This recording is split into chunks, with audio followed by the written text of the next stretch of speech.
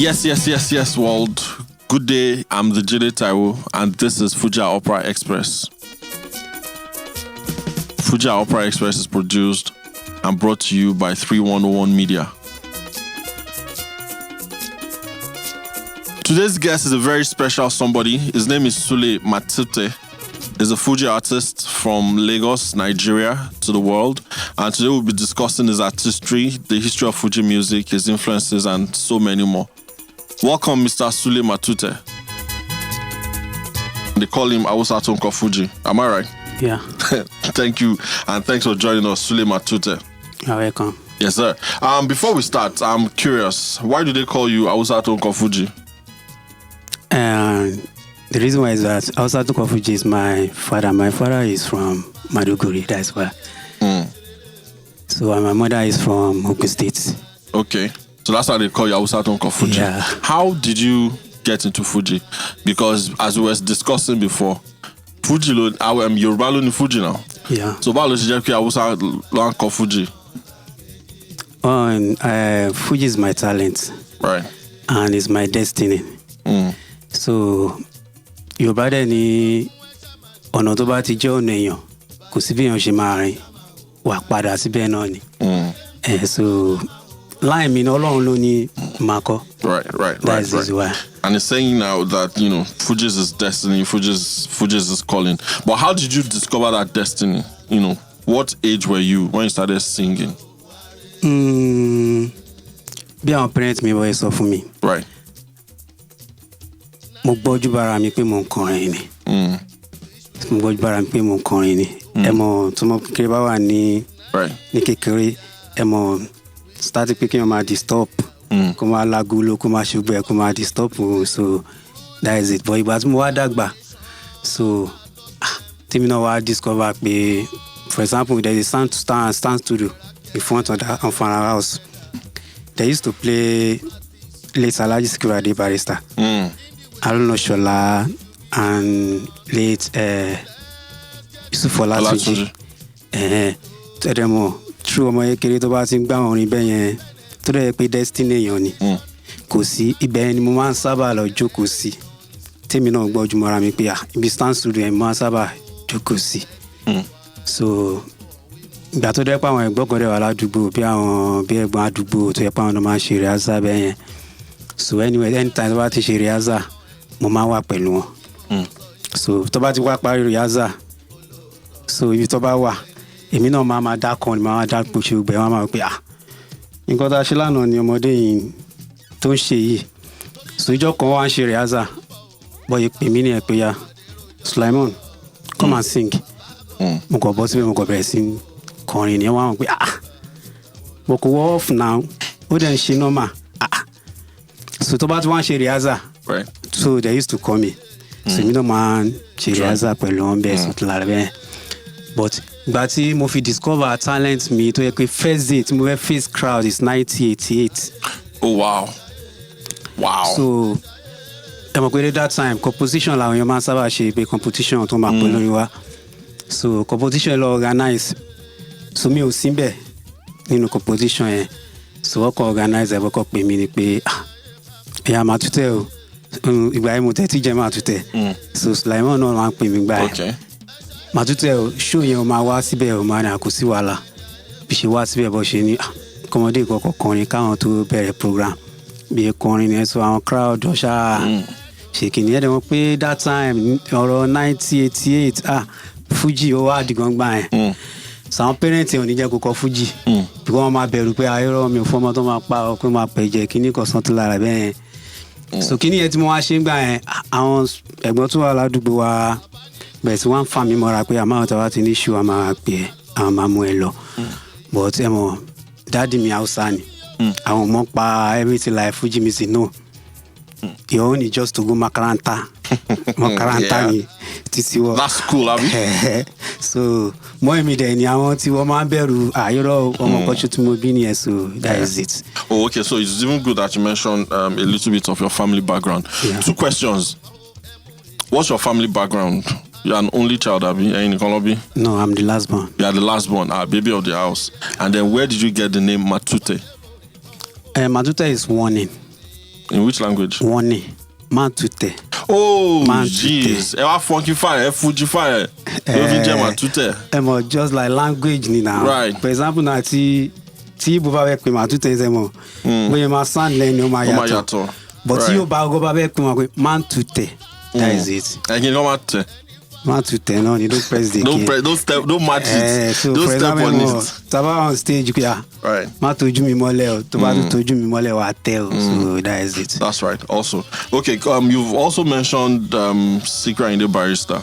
Yeah. So Anwolo influenced you. What are your Fuji influences apart from Barrister? Barrister is the godfather. All of us were influenced by Barrister, right? But who are the other musicians that influenced you? Gbogbolori ni. Because I used to learn from them. Gbogbolori meaning even Fuji or hip hop or Bang Bang Jigi, Sakara or right. Juju, gospel, all music. Because I used to learn from them. Because when music Fuji kì í ṣe orin kan ṣo, orin tó kó gbogbo orin papọ̀ ni. Right. Because for example, I can be on stage now. Kíkọ náà fans mi wá kó jẹ́ pé orin Barrister ló like. Màá try láti kọ fún. So ẹlòmíì lè wá tó jẹ́ pé orin bá mi K1 ló like. K1 màá kọ fún. Bóyá yẹ kó ní bàbá wa Kickson ní àdé. Right. So màá follow line láti kọ fún. So bóyá jẹ́ ni. But sound yẹn gangan ó sì máa jẹ́ Fuji àbí? Ó máa jẹ́ Fuji, but we try our best. Yeah, you are trying. You are really trying.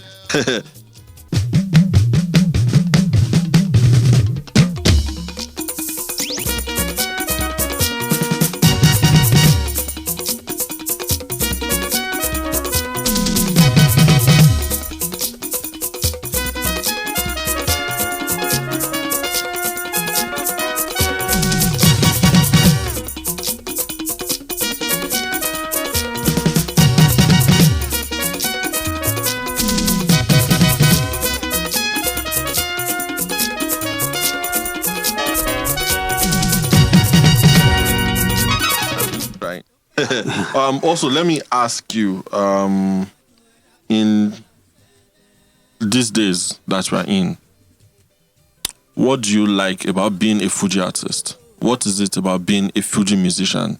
Them are okay, see mama call Fuji, boy mama she teacher, but eléyìí mo jẹ́ Fuji star yìí, mo gbádùn ẹ̀ gan, kí ni nǹkan yẹn tó yẹ kí ẹ gbádùn ẹ̀ okay, oh wow, I love to be a Fuji star. Bí ṣe sọ síwájú pé Fuji destiny mi ni. Nǹkan tó bá di jẹ́ láàyàn kò sí bí èèyàn ṣe máa kò sí bóyá máa lọ anywhere tí máa tó bá padà sí tó bá ti ń ṣe, because music tí bá ti ń kọrin inú mi máa ń dùn. Even tí mo bá wà happy tí bá ti ń gbọ́ orin inú mi máa dùn. Okay. So nǹkan tó dẹ̀ yẹ pé nǹkan tó dùn mọ́ mi ni. Right. Tó dẹ̀ yẹ pé is my line. So nǹkan tí mo dẹ̀ ń face níbẹ̀ mo believe pé is my line, nǹkan tí mo like ni. So mi ò sure pé mo tún lè ṣe mi lẹ́yìn iṣẹ́ orin. Right. But èwo lẹ prefer recording music or playing at live show? Ó similar but ó yàtọ̀. Both ni, méjì ni. Because live show àti record is the same thing on, because kò sẹ́ni tó máa ṣe live show tí ò ní record. Yeah. So yeah, but I mean that it. recording in the studio, pé bá ṣe wà ń bí nsìn kẹ́kọ̀ọ́ fún wa ní 1 hour album, can record a CCD Carlota, as opposed to doing a live concert. We are 3,000 people no any concert and sing. It will like you méjèèjì. Bí so méjì ni o ma like. Because o lè like èèyàn gan kò má like èèyàn gan. True. Because at least tó bá good ní studio pé for example náà bí ṣe wà báyìí sìn. Tí àwọn èèyàn bá ń follow mi dáadáa lórí social media, o máa rí pé máa sábà ṣe àwọn orin birthday fáwọn èèyàn. If ẹlòmíì gan máa ń sọ fún mi pé Matute gbogbo orin yẹn ló ti kọ fún birthday kìíní tán. So what you believe pé Matute bí ṣe wà báyìí kí n má pro just bí a Saturday, Sunday or Friday ngbà mi ni mo máa ráyè live band, pé mo love live band. Ọjọ́ tó kù nígbà sọ studio mo máa wà. But kò sí bí ọjọ́ máa ṣe studio gan tó ní ṣe, because méjì ìyàtọ̀ wà ń bẹ̀. Exactly. So that is it. Méjì lè máa ṣe. Exactly. So in the last 2 or 3 months, there's been like a resurgence. There's been a rise in people listening to Fuji. I know that is one of the projects that we're doing, the Fuji Opera, and it got a lot of people interested in Fuji. But generally, Fuji on really pay attention to it, like the 80s, 90s. You know, kí lẹ feel pé fàtọ́ pé àwọn èèyàn fẹ́ gbádùn Fuji. I like it. But bí Fuji ṣe máa ń jáde tó pé everybody, why has it been that difficult for everybody to accept it? Can you bear a lot to the background? So bear a lot to the background because nísìnyí ni Fuji ti ni àwọn èèyàn ti ń list sí Fuji dáadáa. Ẹ mọ̀ pé nígbà kan èèyàn lè rọ́mọ ẹ̀ school sí kí èèyàn rọ́mọ ẹ̀ school kó parí school sọ kó wá sọ pé Fuji musician. Wọ́n máa pé ṣé mo sọ́wọ́ náà ni. But nísìnyí tó bá gbé wọ́n máa free ẹ pé you are free because iṣẹ́ tí àwọn èèyàn ti like ni. Because nígbà yẹn mọ̀ ọ́ believe pé àwọn tó wà rugged kó máa fagbó kó máa mú sí kó máa gbogbo ẹ̀ lọ ń ṣe Fuji nígbà yẹn. So ṣeré kan tó wà láàrin ni pé kí n máa lọ jìnnà lórí ẹ̀ because question yẹn ó deep gan.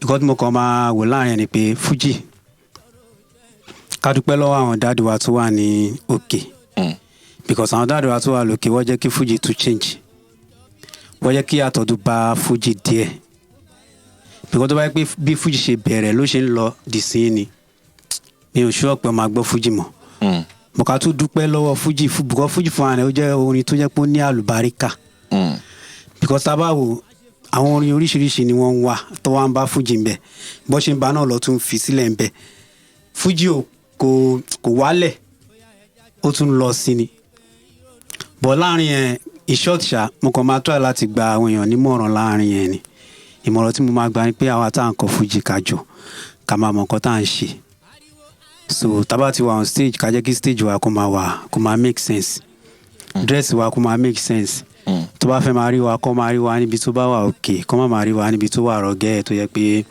kinní kan tó bá tí kò bẹ́ẹ̀ bá ń ṣẹlẹ̀ so àwọn ìmọ̀ máa ní interest sí orin Fuji mọ̀ ká lè dúpẹ́ lọ́wọ́ àwọn dáàdì wa tó wà lókè once because àwọn ló jẹ́ kó orin yẹn tún change. By that they mean àwọn K1 àbí. látòrí Agbájélọ́lá látòrí bàbá wa Alhaji Kọ́lítà Ìlà ẹ bá mi K1 tó fi lọ bẹ́ẹ̀ yẹn. bẹ́ẹ̀ alright ká tó kúrò lórí point yẹn àwọn tó ń kọ afrobeat tó ń kọ hip hop tó ń kọ gbogbo ẹ̀ lamba what are they doing differently tí Fuji artists lè copy because gbogbo àwọn Davido ń sìn yìí àwọn ló ń lo America meanwhile àwọn Escape ń lo America láti 1970 kìíní kan but present day musicians Fuji musicians what can they learn or take from the hip hop guys? Question yẹn ṣẹ́rí nígbà kan Fuji wọ́n máa ń ṣe record kan which is joint album. Ṣẹ́rí joint album yẹn ìgbà tí joint album yẹn tó bẹ̀rẹ̀ ìgbà yẹn ó help upcoming artists every time láàárín àwọn upcoming artists but lẹ́kọ̀ọ́ náà lákọ̀ọ́ ni pé kíní yẹn stop but kíní yẹn tí àwọn hip hop yìí ṣe ló ń jẹ́ ká máa rí àwọn new star láàrin wọn so inú mi máa dùn tí Fuji tó bá padà sí ibẹ̀ yẹn because Fuji ń ṣiṣẹ́ ọ̀lẹ Fuji ò sí fún ọ̀lẹ so Fuji wà ẹni tí ó bá dẹ̀ strong kò lè kọ Fuji kì í ṣe pé bóyá ká kọrin lórí stage no a sọ lórí pé ká sọ lórí bóyá lórí finance yẹn or something like that tó bá strong you can èèyàn lè jẹ́ artist ò lè kọ Fuji. Right. So you're looking for Fuji artists to do more collaborations. Right. All right, thank you. This is still Fuji Opera Xpress podcast with the Jide Taiwo. I'm speaking with the one and only Sule Matute. We'll go for a short break and then we'll be back shortly. Stay Fujified. Ṣẹ́ni tó jìyà jẹ́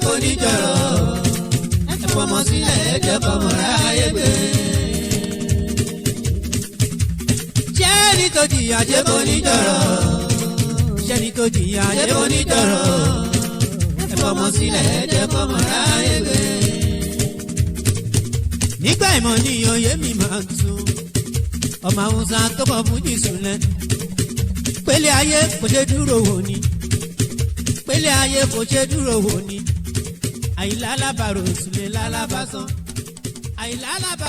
Welcome back, guys. This is still Fuji at Opera Xpress podcast. I'm the Jide Taiwo, and I'm still spending some time with Sule Matute.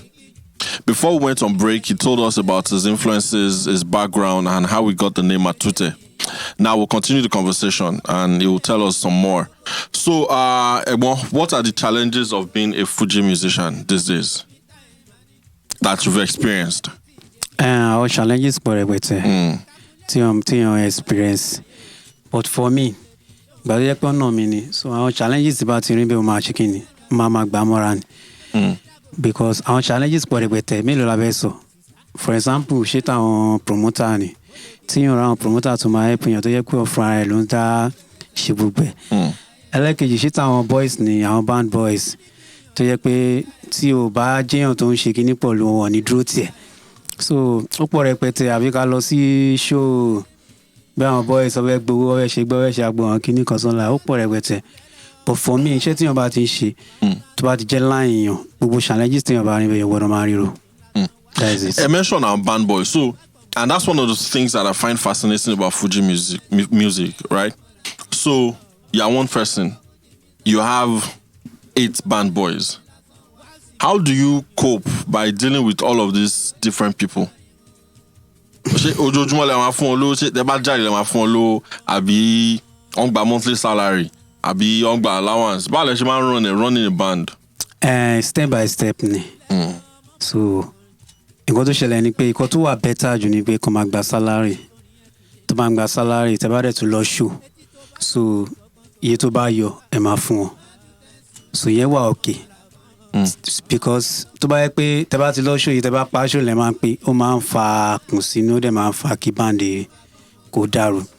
Because gbogbo wa ní the same character ìwà wa yàtọ̀. Ẹlòmíì tó lè play tons kókó 7,000 kó máa lọ bè lọ́wọ́ ẹni kejì pé èlò ni wọ́n gbà.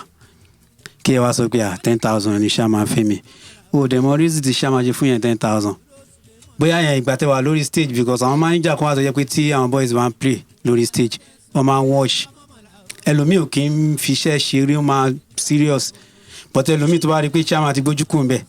Ìgbà yẹn ló máa sáré máa lọ ṣàwọn kan mi lẹ́yìn gbogbo àwọn kan ẹ̀dẹ̀ tó bá ti play tán la máa fi hàn pé ìgbà tó ń play òṣìbá.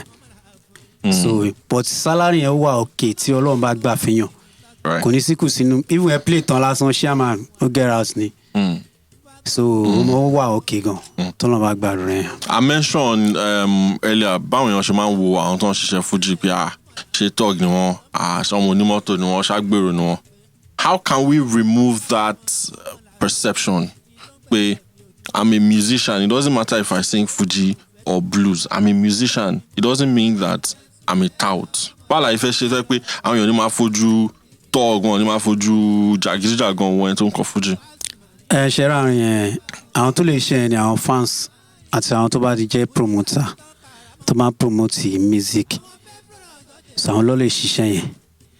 Ibi tó lè ti ṣe yẹn ni pé at least ẹni tí artist tó ń kọrin tí mo jẹ́ fans ẹ̀ tí bá ń rí pé eléyìí kò wá okay kò ṣe kí ni máa lè pé get out bàjẹ́ náà lé lórí náà ò improve get out. So ẹni tó yẹ pé bí babaláyé ẹ̀ ń sìn ó ń spend fún ẹ ó wá dọ̀dẹ̀ wọn lẹ́ pé get out bàjẹ́ ṣe náà ò jẹ́ kó wá yọ lára ẹ̀. Ẹ mọ̀ tó lórin ẹ bá dé ló yẹ kó ronú pé kí ni nǹkan tó ń ṣẹlẹ̀.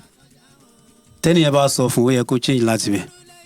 But tí promoter ò bá change ẹ̀ because promoter tó fẹ́ promote yẹn tó bá rí pé artist mo fẹ́ promote yẹn artist tó yẹ pé ti bá kó lé lórí kò ní disgrace me owó mi máa yọ lára ẹ̀. Because many nínú àwọn fans nísìn tá à ń ní nísìn ló jẹ́ pé tó bá wá sáàgbẹ̀ tó bá spend fún ẹ ọjọ́ kejì fẹ́ rí ẹ bó ṣe fẹ́ rí. Ẹlòmíì lè kàn lè ràn yín náà ọmọọṣẹ́ pé ẹ lọ sílé bọ̀bọ̀ yẹn lọ ibi tó ń gbé. Tó bá débẹ̀ tó bá rí pé bẹ́ẹ̀ ó maintain so máa kàn tí wọ́n lọ́wọ́ débẹ̀ lọ́wọ́ rí pé olóòrùn máa pé bó bá ṣe ń náwó lé lórí náà lè get out. But tí kan bẹ́ẹ̀ bá wà nínú tó bá wà bẹ́ẹ̀ mo believe pé changes máa wà. All right. Also, what does your music, your own particular style of music? I know that we mentioned Secret Ayinde Barrister before. You know, style tàwọn àwọn máa ń kọrin wọ́n máa ń sọ̀rọ̀ Babalatika fàájì làwọn wá ṣe. You understand? So ẹ̀yin kí ni style music ṣe kí ni message orin Sule Matute? Bí life ṣe ń lọ sí mo ń try láti kó gbẹ papọ̀. because bí life ṣe lọ sìn ẹ máa rí pé tabawo pé àwọn ọmọ hip hop yẹn ó ti fẹ́ lé Fuji sẹ́gbẹ̀ẹ́ Ọlọ́run ni ò jẹ́ kó rí bẹ́ẹ̀ reason why ni pé beat wọn ẹ mọ̀ pé àwọn kò ní pé live band pé amúlé kinní kan which is ṣẹ́ táwọn ṣe wáàdì ju tiwọn lọ but beat àwọn ń lù àwọn èèyàn ti ń gba beat yẹn so nísìnyí tó bá fẹ́ mọ̀ kó fẹ́ kọrin sí try jẹ́ ká lùjọ máa wà nínú beat yẹn if kò máa give message if àwọn hip hop yẹn náà tá bá gbọ́ orin wọn ẹlòmíì message wà nínú orin wọn tí yẹn bá listen tó bá gbọ́ but beat ò ní jẹ́ kí n mọ̀ pé message wà ń bẹ̀ but in short ṣá kíyàn try láti kó gbẹ papọ̀ jẹ́ kí message wà nínú orin yẹn kò dẹ̀ jẹ́ ká lùjọ wà ń bẹ̀. ṣe fi pé Fuji musicians all ṣì lè máa fi orin bá government sọ̀rọ̀ because a lot of times bí Fuji ṣe bẹ̀rẹ̀ kò ń ṣe pé fàájì ló fi bẹ̀rẹ̀ even though fàájì wà ń bẹ̀ you know so wọ́n máa ní strong moral messaging but do you think that in these days Fuji artists can still use their songs to address societal issues like bad governance àwọn tó ń ṣe EndSARS àwọn tó ń ṣe police brutality? Wọ́n lè ṣe because ẹ mọ̀ pé Fuji bí ṣe sọ lẹ́ẹ̀kan wípé track by track ni so tí o bá fẹ́ ṣe album sí tó fẹ́ jẹ́ kí album yẹn kó wà òkè o kàn ní jẹ́ gbogbo ẹ̀kọ́ jẹ́ rán kíní lọ so yẹn máa ṣe track by track so there's a track wà tó jẹ́ pé wàá wò pé track yìí ẹ̀jẹ̀ wo tí bá ṣe track yìí àwọn èèyàn máa lè listen sí so wàá dẹ̀ wá any beat tó jẹ́ pé máa wà òkè tí ò ní ṣe gbàgbà tó jẹ́ pé even tí èèyàn bá ń drive títí láti bí tó bá fẹ́ drive láti bí dé Ìbàdàn gan ò ní mọ̀ music yẹn máa ti so track by track ni ó possible. Right. So yes, this is 2021, and we know that last year was a very special year. But 2021 ti bẹ̀rẹ̀ sí. In fact, at the very pari first quarter. Kí ni plans in for 2021? What are the projects you are working on? What should fans look forward to from Sule Matute? 2021 mo Ọlọ́run bá gbà fún mi because album tí mo ti ṣe is 12 album. 12 albums? Tí mo ti ṣe. Wow. So yàtọ̀ sáwọn album ọkàn wà bí àwọn fans for example bẹ́ẹ̀ yín sìn ẹ̀kọ́ lè dídí pé àwọn Matute wá ṣe album fún mi tí ó bá rẹ̀ ju 20 minutes lọ èmi àti family mi nìkan ni kò kí n bẹ̀. Right. Mo máa ń ṣe irú iṣẹ́ yẹn náà fáwọn èèyàn. So 2020 yẹn ó jẹ́ kí ọpọlọ èèyàn kó tún ṣí dáadáa. Right. Because ẹ mọ̀ tó bá yẹ pé èèyàn ráyè lọ ṣó yẹn ní ráyè think but èèyàn ráyè lọ ṣó yẹn ó jókòó sílé kò sówó lọ́wọ́ ẹ̀ ẹ mọ̀ èèyàn tún máa wọ pé ní music industry tí mo wà ẹ̀ níbo mo tún lè gbà láti fi tó yẹ pé kọ̀ọ̀kan tún máa wọlé ó jẹ́ kí ọpọlọ ṣí. But 2021 mi ò fẹ́ stress ara mi too much lórí album àwọn tí mo ti ṣe sílẹ̀ yẹn mo fẹ́ try láti jẹ́ kí promotion tún dé bá kí kó àwọn èèyàn tún bá mi distribute ẹ̀ dáadáa. Àwọn míì wà ń bẹ̀ tó jẹ́ pé ẹ mọ̀ èmi fara mi mo ṣe bí agbára mi ṣe mọ̀ ni mo yẹ ṣe tó jẹ́ pé nísì tí bá ń gbọ́ orin yẹn nísì máa mọ̀ pé orin message rẹ̀ wà ń bẹ̀ but àwọn beat ẹ̀ ò tight bó ṣe yẹ kó tight so wọ́n mi pé 2021 yìí kí tún remix orin yẹn náà ni o but àwọn beat yẹn ó máa tó yẹ kó tún máa bá tìgbà yẹn mo sọ àwọn plan tí mo ní sí ni. Right. Wow, we're looking forward to that. You mentioned earlier that you use Instagram a lot, you know. So how can fans connect with you and your music online? Mo wà lórí Facebook, Instagram, Twitter. So what's the handle? Sule Matute Hausa tó ń kọ Fuji. That's Facebook. Facebook Sule Matute Hausa tó ń kọ Fuji. Right. Instagram Sule Matute Hausa tó ń kọ Fuji. Right. Twitter Sule Matute. So YouTube Sule TV. Sule TV. Yeah. All right. So àwọn èèyàn lè log in anytime. Kọrin yàn dẹ̀ lè catch mi tẹ̀ tí ń ṣe jam session. Kò sí wáyé ní live tá a bá lọ máa ń post ẹ̀ tó bá ti ṣe kíní. Fantastic. Even though ẹ lè fún wa ní full live session bá ṣe wà yìí, but mi ò ní mind if you can just give us, you know, like 1 minute of melody. Let's hear it from Sule Matute. Matute ló ń pèdè ọmọ aláùsá o. Sulemana ló ń pèdè Màtúbólú àti ìfẹ́ ọmọ afá kékeré ò tó ń kọrin. Ṣé bọ́mọ ọmọlá ò tó ń kọ Fuji tó ń kọrin. Fuji àwọn Opera làwa yìí o. Sule Matute Fuji àwọn Opera làwa yìí Matu.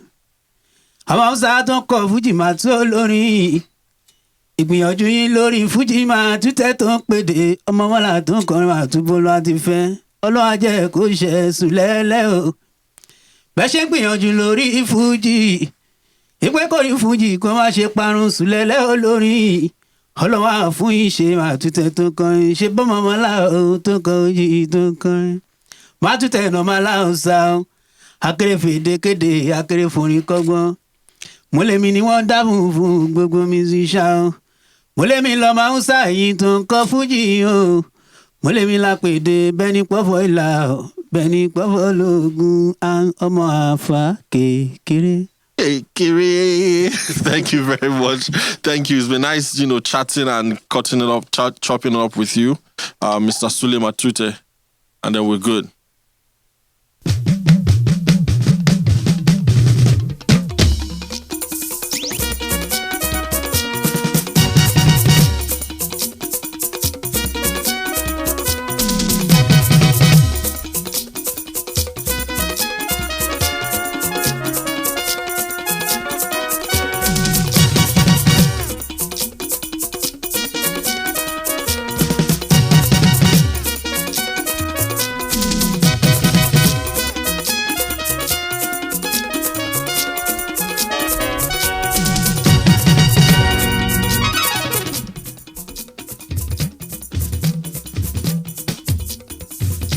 So that's been it. I've had a very wonderful conversation with Sule Matute. We'll be back next week with another episode and a very special guest that you guys should look forward to meeting. If you follow us on social media, you might get a hint. Follow us on social media at Fuji Opera to stay up to date with everything that's happening and be up to date with everything Fuji.